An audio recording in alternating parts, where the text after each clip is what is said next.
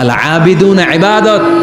রক্ত দিবেন, রক্তদান কর্মসূচি, ব্লাড ডোনেশন প্রজেক্ট, এর চেয়ে বড় ইবাদত হতে পারে?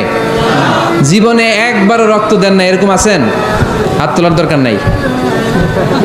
রক্ত দিছেন কারা কারা দেখি? কি জন্য দিছেন? জাতির জন্য? আমরা তো রক্ত জাতির জন্য দেই অনেক সময়, হ্যাঁ, সওয়াবের জন্য। হাত নামান, মাশাআল্লাহ। বাকিরাও দিয়েন। খুব বেশি অসুস্থতা, ভয়ঙ্কর রোগের জটিলতা এগুলো না থাকলে প্রতি 4 মাস 6 মাস অন্তর অন্তর আপনি রক্ত দিতে পারেন। যদি আপনি রক্ত না দেন, আপনার দেহের যে ব্লাড সেলগুলো আছে প্রত্যেক 4 মাস 6 মাস অন্তর অন্তর এগুলো এমনি ভেঙে যায়, ভেঙে নতুন সেল গঠন হয়।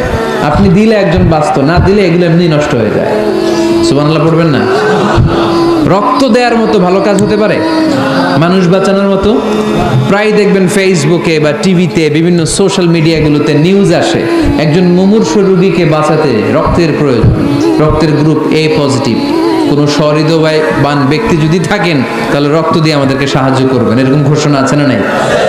আমরা এগুলোকে এড়িয়ে যাই, আমরা সাহায্য করতে চাই না। আপনি যদি রক্ত দেন, জীবন বাঁচান, এর চেয়ে বড় ইবাদত আর হতে পারে? আপনি যদি নলকূপ স্থাপন করে দেন, হাজার হাজার পথিক এই নলকূপের পানি খেয়ে তৃষ্ণা নিবারণ করবে, এটাও ইবাদত, ঠিক কিনা? এজন্য মুমিন বান্দার দ্বিতীয় গুণ আল আবিদুনা। মুমিন বান্দা একজনের খুশির জন্য ইবাদত করে, তিনি কে? আমরা সব করি কার খুশির জন্য? এজন্য আল্লাহ বললেন, কুল ইন্না সলাতি ওয়া নুসুকি ওয়া মাহইয়ায়া ওয়া মামাতি লিল্লাহি রাব্বিল আলামিন। ও নবী, আপনি বলে দেন, নিশ্চয়